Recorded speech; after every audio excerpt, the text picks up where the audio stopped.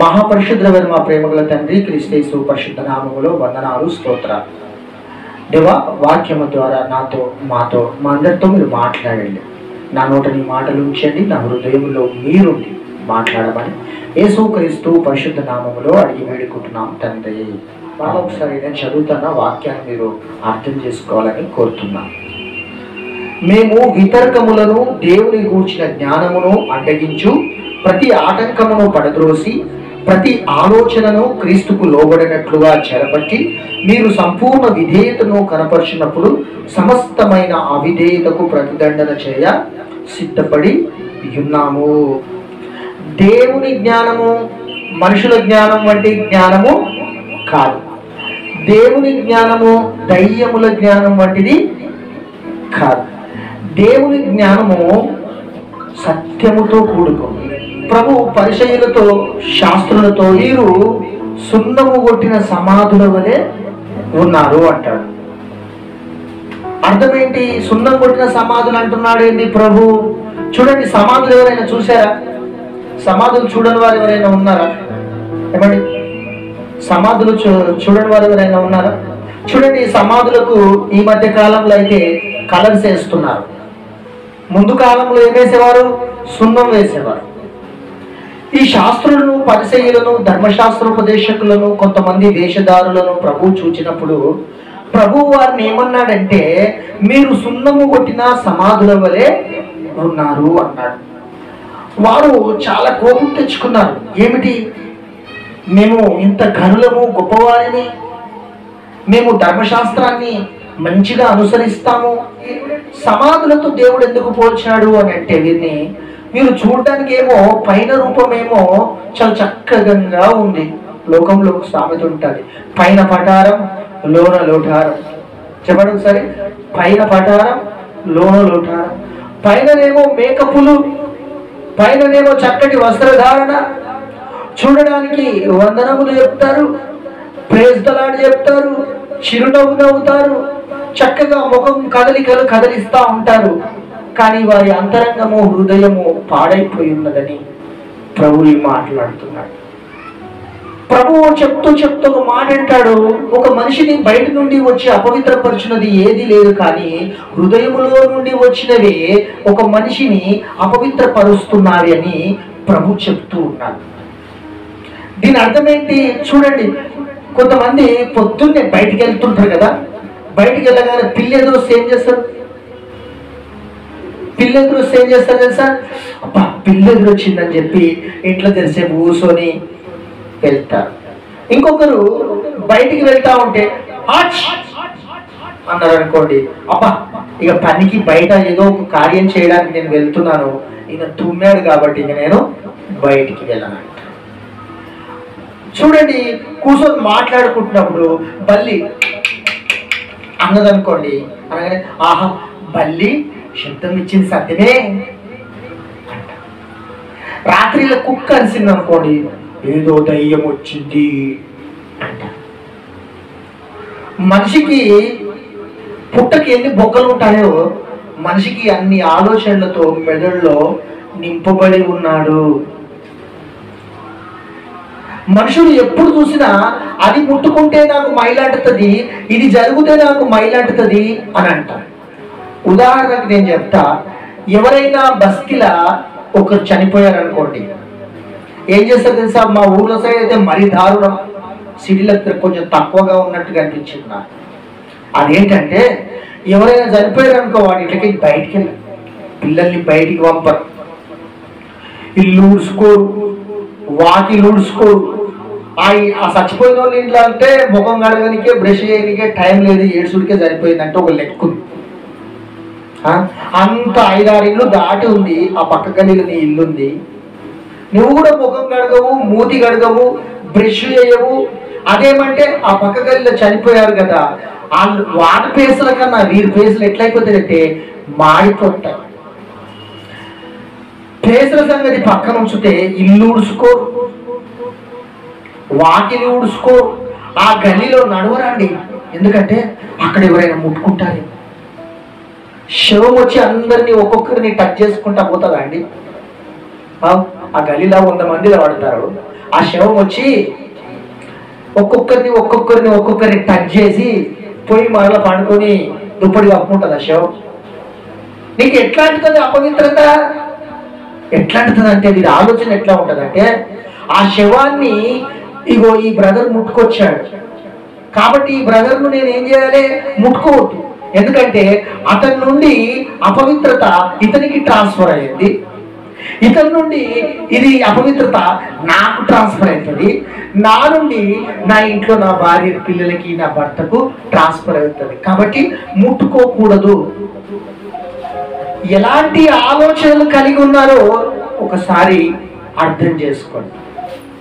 ముట్టుకుంటేనే నీకు అపవిత్రత వస్తే, ఆ గలిలో నుండి పోతేనే నీకు అపవిత్రత వస్తే ఏమండి? నీ హృదయంలో నుండి వస్తున్న భూతు మాటలు నిన్ను అపవిత్రపరచవా? నీ హృదయంలో నుండి వస్తున్న పాపము నిన్ను అపవిత్రపరచదా? నీ హృదయంలో నుండి వస్తున్నటువంటి కామ వికారమైన చేష్టలు నిన్ను అపవిత్రపరచవా? నీ హృదయంలో నుండి వస్తున్నటువంటి మత్సరము నిన్ను అపవిత్రపరచదా? నీ హృదయంలో నుండి వస్తున్నటువంటి అసూయలు నిన్ను అపవిత్రపరచదా? నీ హృదయంలో నుండి వస్తున్నటువంటి అల్లరితో కూడిన ఆటపాటలు నిన్ను అపవిత్రపరచవా అంటున్నాడు ప్రభు. ప్రభు క్లియర్గా చెప్తున్నాడు, ఒక మనిషిని అపవిత్రపరిచేది బయట నుండి వచ్చి అపవిత్రపరిచేది ఏది కూడా లేదు. కానీ లోకంలో బయటిది ఏదో ముట్టుకుంటే నేను అపవిత్రమైపోయాను, ఒకసారి స్నానం చేస్తా, మరలా ఎవరైనా ముట్టుకుంటే మళ్ళీ స్నానం చేస్తా. బల్లి మీద పడ్డది వెంటనే అపవిత్రమైపోయా, నేను స్నానం చేస్తా. మరి అట్లాంటి ఈగలు కూడా ఆలుతున్నాయి, మరి స్నానం చేయి. ఈగ మళ్ళీ వాళ్తుంది కదా. బల్లికి ఈగకి తేడా ఏంటి చెప్పండి? అర్థం ఎవరికి తెలియదు. ఈ ఎలక వచ్చి కాలు కొరికింది కదా, మరి స్నానం చేయి. మరి దోమ గడుస్తుంది కదా, అపవిత్రమైపోయావు, స్నానం చేయి. చచ్చిపోయిన దాన్ని ఎవడో అక్కడ గల్లీలో నుండి వస్తే ముట్టుకున్నావు కదా, నువ్వు స్నానం చేస్తున్నావు. మరి బల్లి మీద పడితే స్నానం చేస్తున్నావు, మరి ఈగలు కూడా బాగుతా ఉన్నాయి, స్నానం చేయి. మనుషులతో మాట్లాడుతూ ఉన్నావు, వాళ్ళ గాలి కూడా నీ లోకి వచ్చింది కదా, స్నానం చేయి. పోతుందా అండి? పోద్దా? యేసుప్రభు అన్నాడు, వీళ్ళ ఆలోచనలు పాడైపోయాయి, మీ ఆలోచనలు పాడైపోయాయి. చెప్పాను కదా, పైన రూపమేమో సుందరంగా ఉంది, లోపట హృదయము పాడైపోయింది. చచ్చిన ఎముకలతో, కుళ్ళు వాసనతో, కంపుతో మీ హృదయం నిండిపోయిందని ఆ శాస్త్రులతో పరిచయులతో ప్రభు అంటాడు. అంటే వాళ్ళకి ఎంత కోపం వస్తుందంటే, మేము సున్నము సమాధులతో మమ్మల్ని పోలుస్తావా? మేము కరులము మహాత్ములము, అందరికీ మేము అది చేసేవాళ్ళం ఇది చేసేవాళ్ళం, నీతిమంతులం అన్నట్టుగా చూస్తారు. కానీ వారిలో నీతి లేదంటాడు. ఆమె చూడండి, మనిషి ఆలోచనలు పాడైపోవడం వల్ల ఆత్మ అనేది భ్రష్టు పడతాది. రెండవది వ్యభిచారం. మత్తయి సువార్త 5వ అధ్యాయము 32వ వచనం. వ్యభిచార కారణమును బట్టి గాక తన భార్యను విడనాడు ప్రతి వాడును ఆమెను వ్యభిచారిణిగా చేయుచున్నాడు. విడనాడిన దానిని పెళ్ళాడువాడు. బాగా చెప్పిన మాట మన హృదయంలో కనుక దాచుకుంటే నిశ్చయంగా మన జీవితాల్లో ఒక జ్ఞానం కలిగి ఉంటామండి. దేవుని మాటలు జ్ఞానం కలిగిన మాటలు. ఈరోజు కోర్టులోకి వెళ్తే చాలా కేసులు భార్య భర్తల మధ్యలో ఉండేటివే ఉంటాయి. అందులో డివోర్స్ కోసం వచ్చిన వాళ్ళు చాలా మంది ఉంటారు. ఎందుకయ్యా నీకు విడాకులు ఎందుకు తీసుకోవాలనుకుంటున్నావు అని భార్యని అడిగినా భర్తను అడిగినా, అన్నం సరిగా ఉండలేదని, ఏమంటే పొద్దున్నేసి పని చేయదని, ఆయన సిగరెట్లు తాగుతాడని, ఈయన మందు తాగుతాడని చిల్లర చిల్లర మాటలు చెప్తా ఉంటారు. యేసయ్య చెప్పిన మాట ఏంటి తెలుసా? నీ భార్యను విడనాడాలనుకుంటే ఆమె బలమైన పాపం చేసి ఉండాలి. వ్యభిచారం చేసిన స్త్రీని నువ్వు విడాకులు తీసుకో, నీకు ఇష్టం లేకపోతే. అంతేకాని చిన్న చిన్న కారణాలను బట్టి నీకు విడనాడడానికి వీలు లేదు.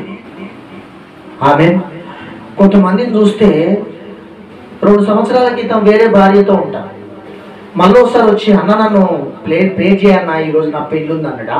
ఇదేంట్రా నీ పెళ్ళి ఆల్రెడీ అయిపోయిందిగా, లేదన్నా ఆమెను ఎప్పుడు వదిలేసిన, ఇప్పుడు కొత్త. అరే అక్కడ ఒక ఆమె ఉందంట కదా ముందే అంటే, అది ఎప్పుడు నా పాతదని. మరి ఇదేంటిది, ఇది కొత్త అన్న, ఇంకా ఈమెతో నా లైఫ్ పంచుకుంటున్నా, ఈమెతోటి నా జీవితం అన్నా, ఇంకా సచిన బతికినా అంటాడు. ఆమెను పెళ్లి చేసుకున్నాడు, పెళ్లి చేసుకుంటూ తీసుకుపోయి ఇంట్లో పెట్టుకున్నో తెలియదు. ఆడ ఆటో నడిపిస్తాడు. ఆ మధ్య పిచ్చోడై తిరుగుతా ఉన్నాడు. పిచ్చోడు అంటే ఒకరోజు వచ్చాడు, వచ్చి కలిసి అన్నాడు, అన్న ఇదే లాస్ట్ రోజు అన్న, నువ్వు నీకు చెప్తున్నాను ఒక మాట అన్నాడు. చెప్పురా నాయన, ఏం మాట చెప్పు, నువ్వు ఎప్పుడు వచ్చినా గుండెలో దాడి పుట్టించే మాటలే చెప్తావు, ఏం మాట చెప్తావు చెప్పంటే, ఈ రోజే లాస్ట్ అన్న, రేపు నా ఫోటో పేపర్లో వస్తుంది, నా గురించి టీవీలో వస్తుంది అన్నాడు. నా గురించే ఇంతవరకు ఫోటో పేపర్ రాలేదు, టీవీలో రాలేదు, నీ గురించి ఎందుకు వస్తుంది ఆయన అంటే, లేదన్నా రేపు నాంపల్లి రైల్వే స్టేషన్లో రైలు కింద తల పెట్టబోతున్నాను. ఏమైంది నాకు నీకు ఇంత పెద్ద మాట అంటావేంటి అంటే, లేదా నాకు బతకాలని ఇష్టం లేదు, ఆమె నన్ను వదిలేసిపోయింది, ఏం చేస్తావు చేసుకోపోరా నాయన అంటారు. నా దగ్గరికి మాత్రం రాకన్నా. అంతకుముందు 2-3 సార్లు ప్రార్థన చేశా, ఆయన ఎప్పుడు చేసినా ఇలాంటి సమస్యలతోనే వస్తున్నాను, కనీసం మారాలి కదా, మారాలి.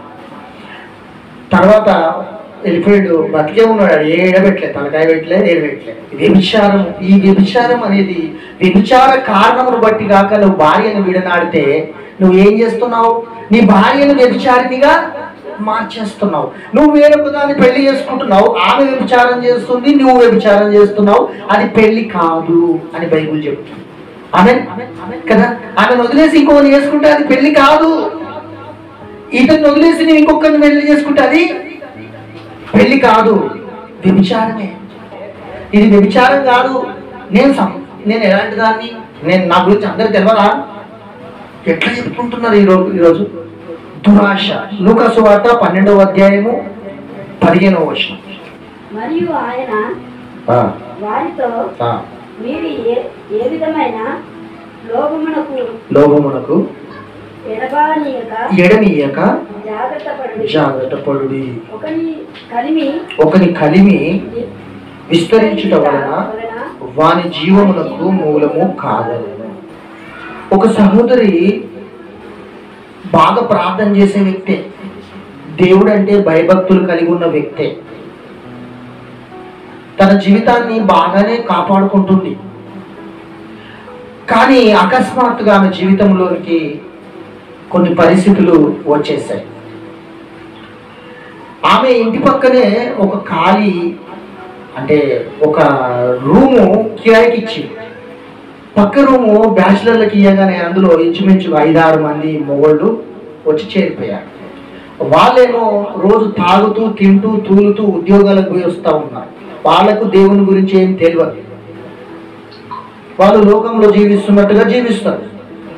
ఈమె దేవుడు తెలుసు, ప్రార్థన తెలుసు, పవిత్రమైన జీవితము తెలుసు, ఆశీర్వాదం తెలుసు, శాపము తెలుసు. అన్ని తెలిసిన ఈ వ్యక్తి బాగానే ప్రార్థన చేస్తుంటుంది, బాగానే బైబిల్ చదువుతుంది. కానీ ఈమెకంట వాళ్ళని చూసి బాధ కలిగిందంట. ఏం కలిగిందంట? పాస్టర్ దగ్గరికి వచ్చిందంట. అయ్యా పాస్టరు, మరి మా ఇంటి పక్కన కొంతమంది దిగారు, 5 మంది మొగళ్ళు, చాలా మంచోళ్ళు. ఎలా అంటారంట? చాలా మంచోళ్ళు, వాళ్ళు చచ్చిపోయి నరకానికి పోతే నేను అస్సలు తట్టుకోలేను, వారికి నేను దేవుని మందిరానికి నడిపించాలి, గుడిగా పెట్టుకుంటున్నాను అన్నాడంట. పెట్టుకోవడం మంచిదే, నువ్వు ఆలోచన మంచిదే, కానమ్మా నువ్వు ప్రార్థన మాత్రం చెయ్యి. ఏం చెయ్యి? ప్రార్థన మాత్రం చెయ్యి, నీకు అంత భారం ఉంటే. దానికి మించి నువ్వు అడుగులు వేయొద్దు అని చెప్పాడట. లేదు పాస్టర్, లేదు పాస్టర్, నేను ఎట్లయినా సరే రక్షిస్తాను. ఏమన్నాడట? నేను ఎట్లయినా సరే యేసు ప్రభు గురించి తెలియజేస్తాను. అమ్మ నేను చెప్పింది ఎక్స్ట్రాలకు పో అని చెప్తే కూడా పాస్టర్ మాట వినలేదట. పోయి అందులో క్లోజ్ అయిపోయిందంట 5 మందితో. ఏసు గురించి 2 మాటలు చెప్పిందో లేదో స్టార్టింగ్లో, ఏం చెప్పిందో దేవునికే తెలియాలి. మొత్తానికి ఆ 5 మందితో ఈమె వ్యభిచారిణిగా మారిపోయింది. ఎంతమందితో? 5గురితో వ్యభిచారిణిగా మారిపోయింది. ఇప్పుడు ఈమె కూడా నరక పాత్రులు ఆరైపోయింది. ఒకరోజు పాస్టర్ దగ్గరకు వచ్చి చెప్పిందంట, అయ్యా ఇట్లా మీరు వద్దన్నారు, అయినా నీ మాట వినకుండా పోయాను, ఈరోజు నా జీవితమే పతనమైపోయింది. దేవుడిచ్చిన ఆశీర్వాదాలు, దేవుడిచ్చిన కృప, దేవుడిచ్చిన సంతోషం, సమాధానం నాలో నుండి మొత్తం వెళ్ళిపోయింది.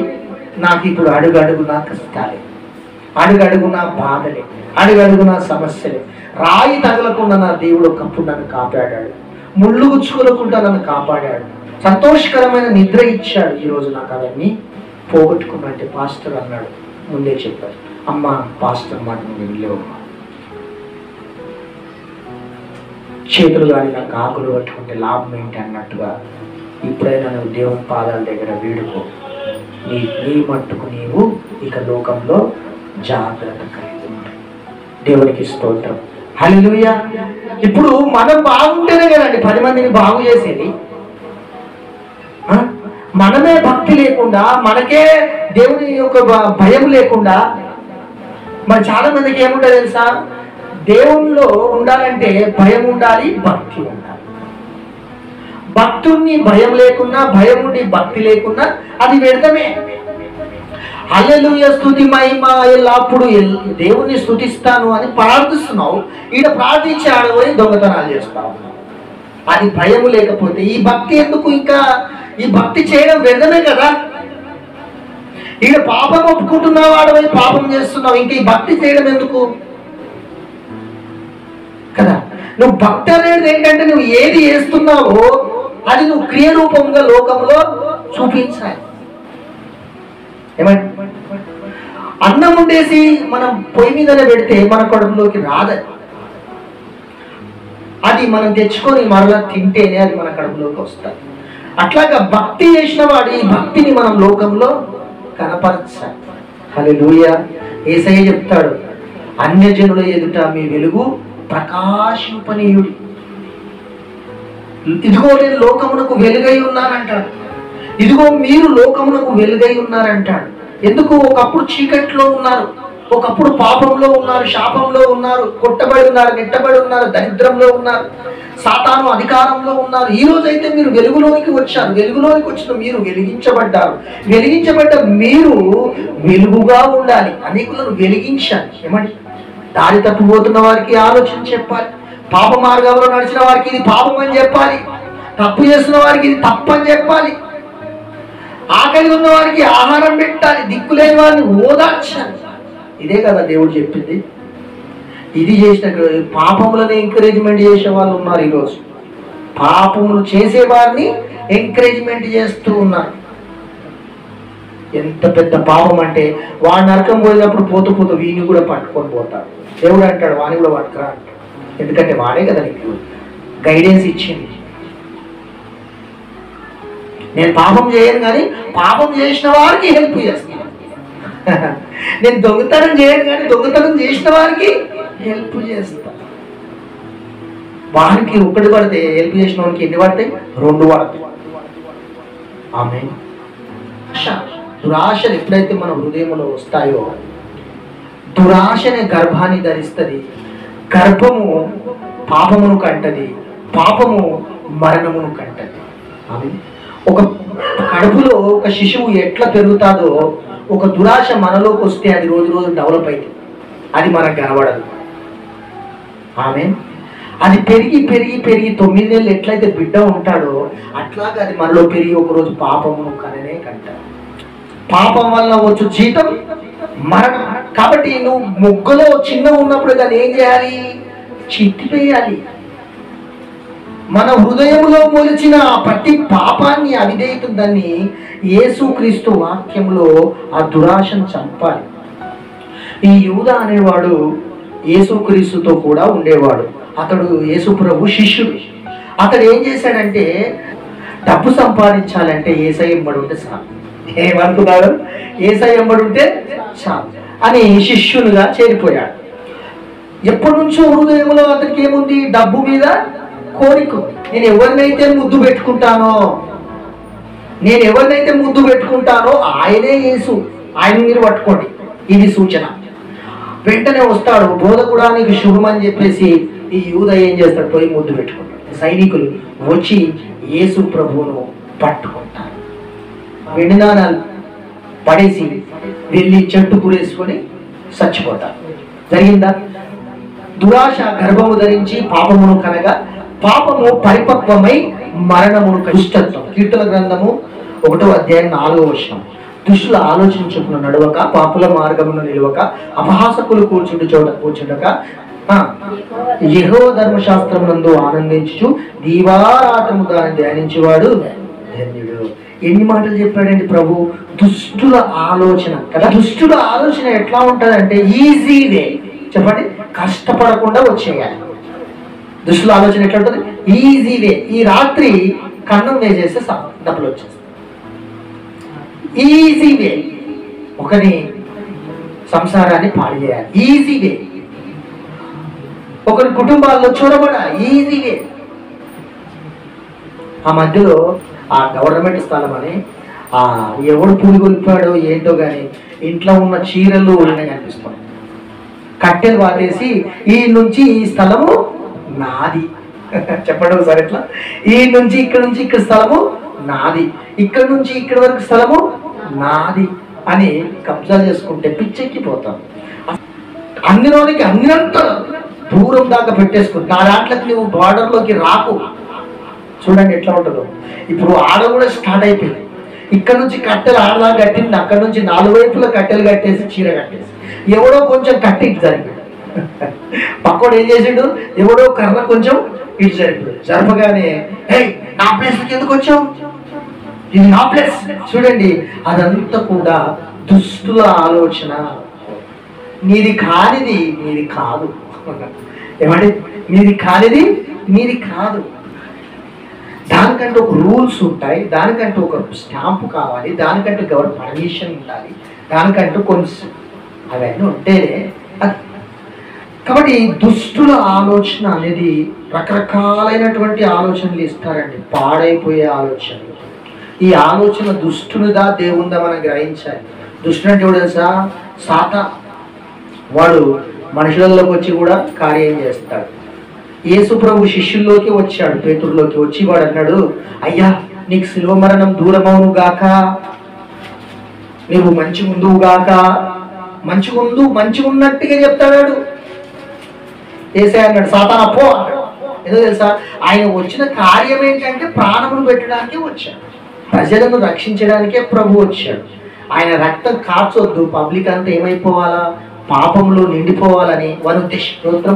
కాబట్టి దుష్టుల ఆలోచన ఇది దేవుని ఆలోచన మనం ఎరిగి పని చేయాలి.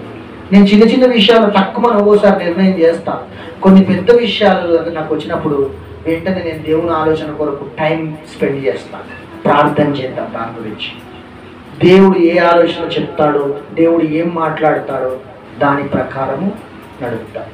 కొంతమందికి ఆలోచన దైవికమైంది కాకుండా దుష్టుల ఆలోచన ఇచ్చినప్పుడు చాలా నష్టపోతామండి. ఎంత నష్టపోతామంటే దాన్ని తిరిగి సంపాదించుకోవడం ఇంకా కష్టం. ఏమండి, పరిగెత్తిస్తారండి లోకంలో మనని. వాళ్ళు పరిగెత్తడంతో పాటు మనని ఏం చేస్తారు?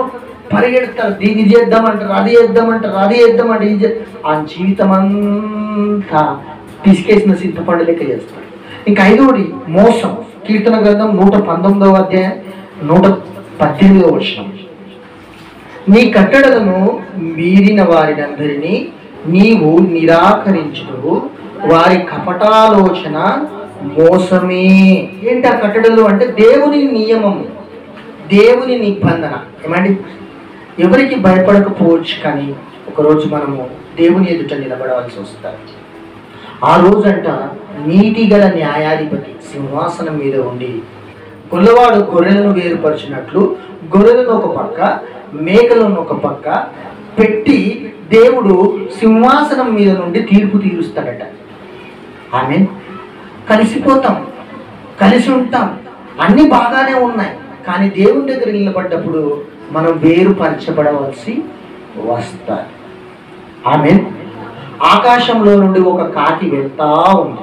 వెళ్తూ వెళ్తూ వెళ్తూ ఉన్నప్పుడు ఒక ఇంటిని చూసినప్పుడు అక్కడ చాలా పావురాలు ఉన్నాయి. ఏమున్నాయి?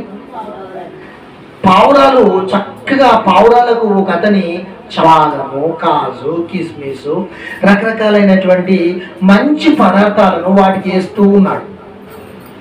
కాకి చూసింది. ఎవరు చూశారు? ఈ కాకి చూసి, ఆహా, నేను ఎక్కడెక్కడో తిరుగుతున్నా పిచ్చి దాంట్లో. ఈ యజమానుడు వారికి చూడు ఎంత మంచిగా బాదం, కిస్మిస్, అవి ఇవి ఖరీదైనటువంటి విటమిన్స్ ఇస్తూ ఉన్నాడు. వాటిని అవి నాకు కూడా కావాలి. ఏమనుకుంది చెప్పండి? కాకి ఇవి నాకు కూడా కావాలి. నేను కాకి లేకపోయాను, ఆ యజమానుడు నాకు ఇవ్వడు. ఎందుకంటే కాకిని ఏం చేస్తారు? మనలు తోలేస్తారు. పావురాలకైతే పెడతారు. కాకి వస్తే అని ఎల్లగొట్టేస్తారు. కాకి స్వభావమే అలాంటిది కదా, పొడిచి తినేస్తుంది.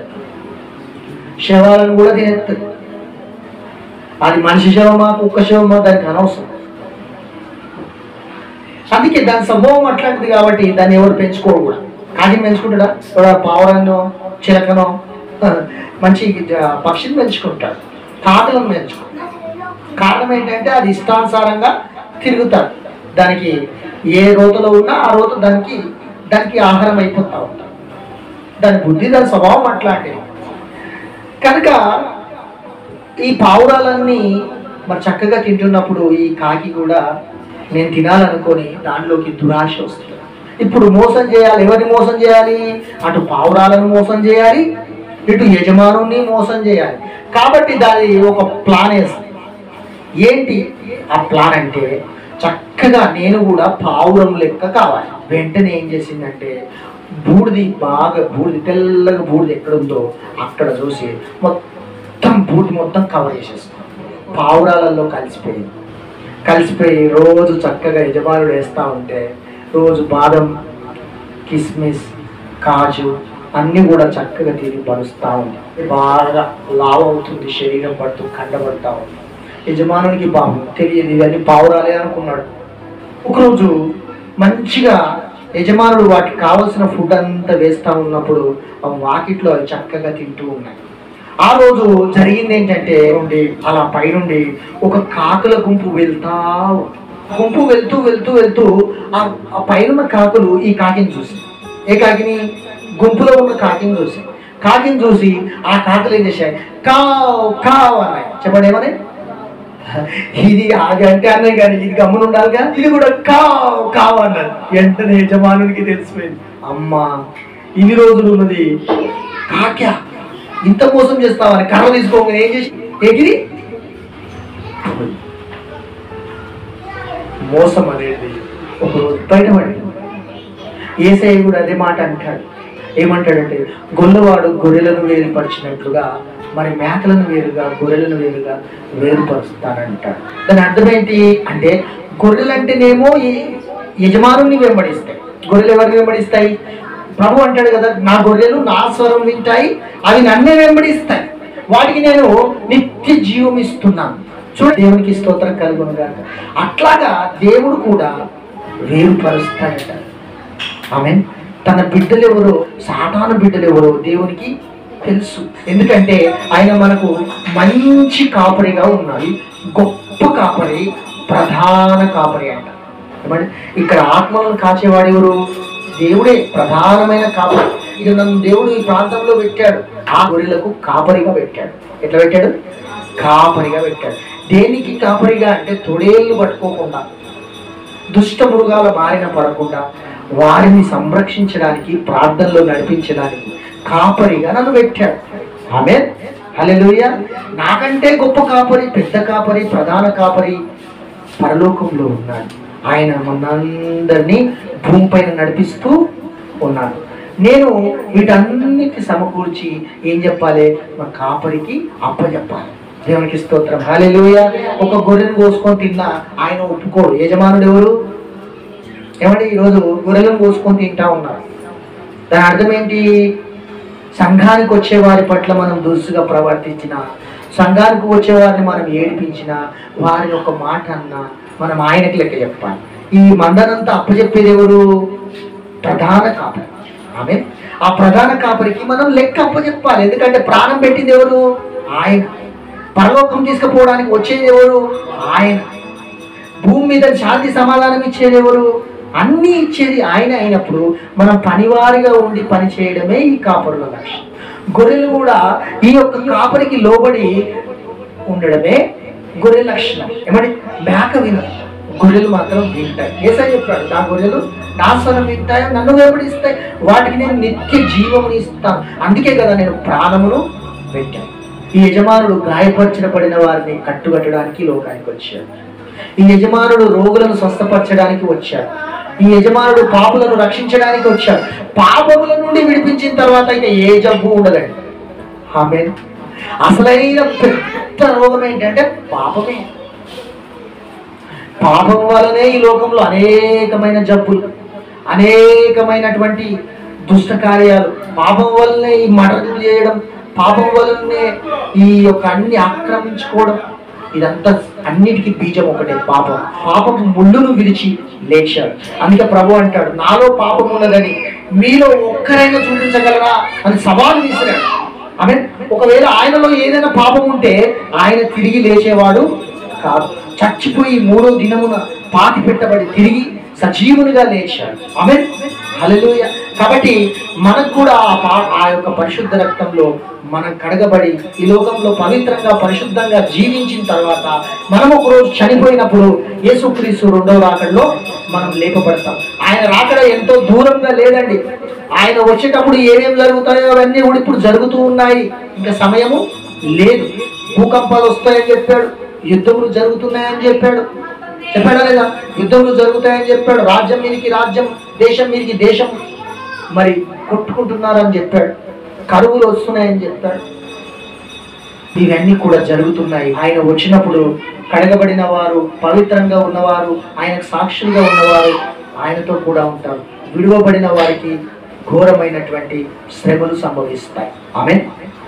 తర్వాత దేవుని రాకడలో యేసు క్రీస్తునందు ఎంతమంది అయితే రక్తంలో కడగబడతారో వారు నిత్యరాజ్యంలో ఉంటారు.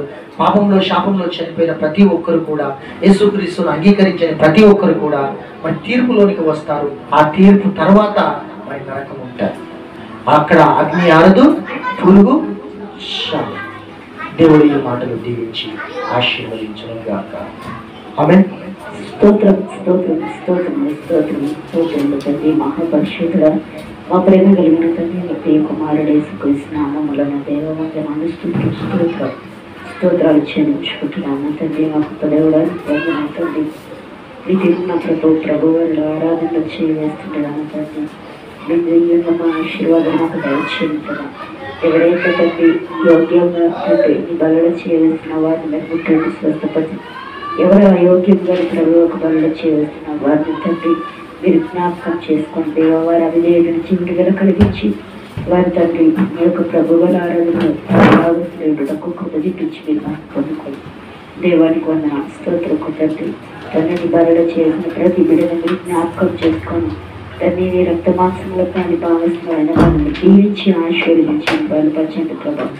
వారి తండ్రి శరీరంలో ప్రతి నరనరాలను రక్త ప్రోక్షణ దయచేసి మీరేమి నామానికి మహిమ కనుక ప్రభావం పట్టుకొని యేసు పరిశుద్ధ నామ చిన్న ప్రార్థన